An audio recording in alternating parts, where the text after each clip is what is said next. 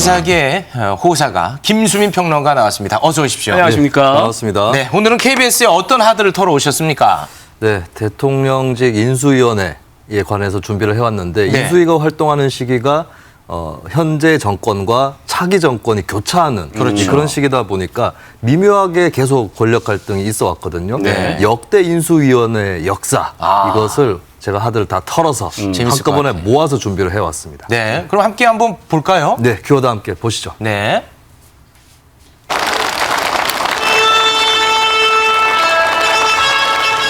헌정사상 최초로 정권 교체를 이룬 김대중 당선인. 하지만 인수위 앞에 놓인 현실은 IMF 외환 위기입니다. 우리 경제가 상황이 그까지 간 것을 인식 못한 분들이 많습니다. 저도 이 당선돼가지고 실태를 파악하고서 비로소 제대로 알았습니다.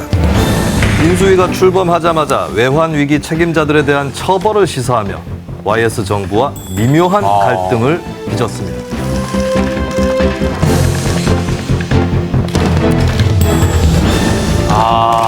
불과 5년 사이에 400억 부채가 1,500억까지 됐느냐, 이것을 원인을 정확히 규명을 해야 합니다. 무슨 크게 쓴 데도 없고 무슨 전쟁한 것도 아니고 왜 이렇게 됐는지. 일부 공무원들이 공문서 파기를 하고 있다는 의혹까지 제기됐습니다. 동작 그만 장난질이냐? 부처별로 공문서를 파기한다는 그런 것이 신문에서도 나왔습니다. 증거를 인멸하기 위해서 이 문서를 파기했을 경우에는 거기에 따르는 처벌 조항이 있을 겁니다. 인수위 활동이 너무 지나치다며 현직 장관까지 항의했는데요. 하지만 인수위는 대대적인 정부 조직 개편에 나섰습니다. 지금 청와대 운영 이 경영이 대단히 산만하고 방만한 것 같습니다. 이 청와대 기구를 개편할 생각을 가지고 있습니다. 정부 부처를 23개에서 16개 부처로 기구가 이렇게 주는데 공무원이 감축 안 된다고 지금 말하는 것이 윤석열 과연 인수위에 들어가 정직한 있죠. 태도인가? 그렇습니다. 네. 두 분 표정 많이 어색하네요. 16대 대선은 노무현 당선인의 승리, 여당이 재집권하면서 순조로운 정권 인수가 기대됐죠. 여기는 또- 갈등 없을 것 같은데. 그렇습니다. 그렇게 보이죠. 네. 김대중 대통령의 정부의 정책과 크게 다르지 않을 것입니다. 현재의 조직을 최대한 유지할 것입니다. 분위기 좋네요.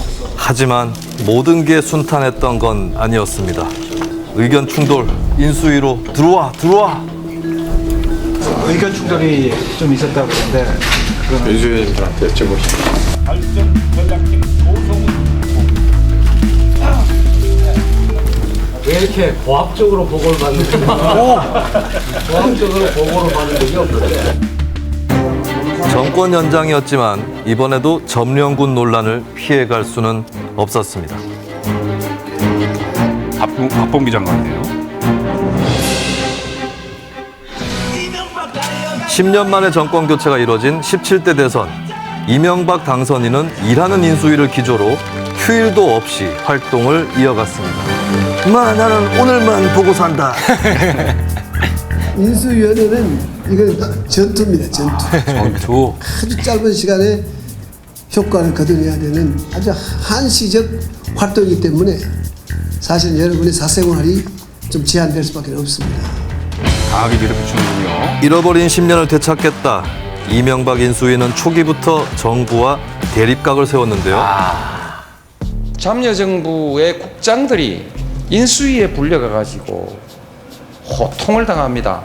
그리고 지난 5년간 정책에 대해서 평가서를 내라고 한다고 하는데 그거 여러분 반성문 써오라 이 말 아닙니까?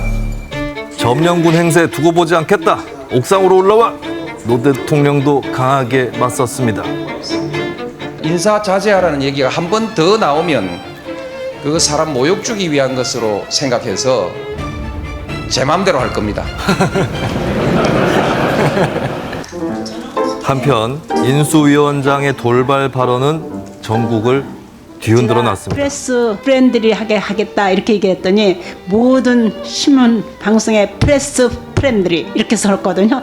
외래 표기법, 특히 영어 표기법에 대한 것이 획기적으로 바뀌지 않는 한 원어민처럼 우리가 발음하기 힘들다는 이야기가 나왔습니다.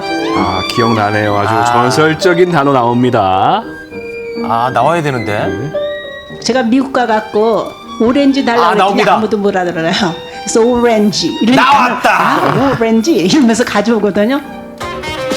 영어 교육을 강조하려는 취지였겠지만 결국 어린지 논란만 남았습니다.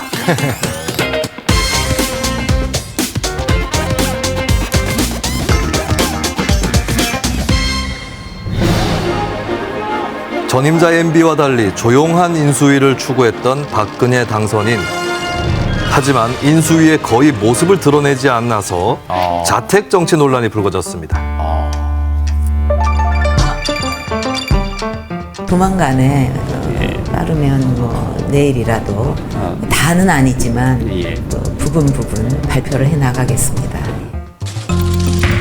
인수위원장 발표 때는 봉투 인사 이런 비판까지 쏟아져 나왔습니다. 아, 윤창중. 아, 오랜만입니다. 아, 후보 진행은 당선인으로부터 저는 안 봤습니다. 저는 안 보셨어요. 그러니까 여기 와서 꺼내 보시고 난 다음에 그때 아신 거예요? 그렇습니다. 이거 시상식 발표네요. 자, 또 뵙겠습니다. 24명을 채워가는 건 정해진 거죠? 그건 모르겠어요. 그럼 분과 간사는 다 정해지는 겁니까? 출범은 그럼 언제 하시는 거예요? 대변인이 뭐 출범 일자도 몰라요? 일본 퍼포먼스와 남 몰라요를 남발하는 모습 보이지 말고 물러나시는 것이 좋을 것 같습니다.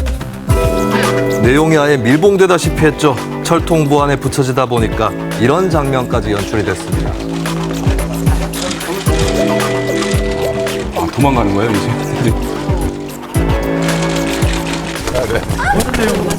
그건 모르겠는데요. 사실 배경에 대해서도 계속 궁금증이 많이 가는 그래서 아니다 그렇지. 점령군 논란은 적었지만 불통 논란에 시달렸던 인수위였습니다.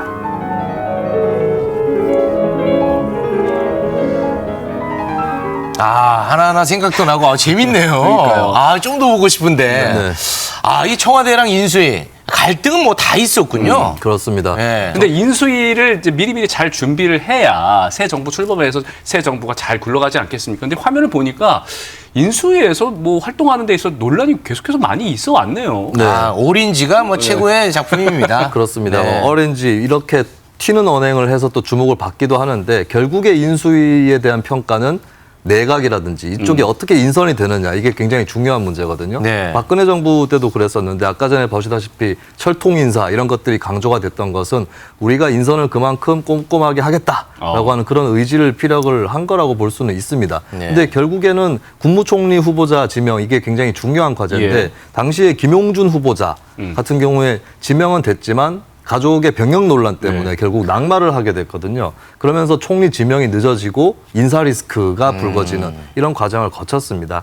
예, 그래서 이번에도 이제 그 정권 때마다 어떤 코드 인사 논란이라든지 이런 것들이 계속 불거져 왔는데 네. 이번 인수위도 결국에는 그 인사 논란을 네. 겪을 것인지 아니면 뛰어넘을 것인지 이것이 관건이라고 볼 수 있겠죠. 네. 지금 이제 보면은 대통령과 당선인의 회동 참 이게 쉽지 않아 보이는데 과거에는 어땠습니까? 바로 이제 네. 선거가 끝나고 만나고 그랬습니까? 김영삼 정부 때 이제 김대중 당선자하고 회동이 가장 잦았어요. 한 8번 정도 만났어요. 아, 그래요? 그때는 IMF 위기를 극복해야 된다라고 하는 그런 의지들이 확고했기 때문에 자주 만나서 소통을 했었고요. 전두환, 노태우 두 사람에 대한 사면 문제도 있었잖아요. 그렇습니다. 그 사면 문제도 그 8번의 회동 속에서 또 이루어졌다고 볼 수 있겠죠. 그리고 노무현 전 대통령하고 이명박 전 대통령이 조금 적게 만난 편에 속하는데 그래도 2번 정도는 만났거든요. 그랬습니까? 그렇다면은 이번에도 문재인 대통령과 윤석열 당선자가 뭐 2번 이상은 만난다라고 일단은 계획을 짜두고 차근차근히 좀 풀어나가는 게 좋겠죠. 네. 만나야 되는군요. 자, 뭐 간단하게 그 지금 현 인수위에 대해서 조언 한 말씀 하시겠습니까? 네. 프로 선수는 준비 운동을 잘합니다. 네, 그래서 지금 뭐 경기에 딱 뛰어든다 이런 네. 심정보다는 몸을 풀 수 있을 때 가급적 풀어두면서 마인드 컨트롤도 하는 네. 그런 인수위가 됐으면 좋겠습니다. 알겠습니다. 김수민 평론가 함께해 주셔서 고맙습니다. 고맙습니다. 감사합니다.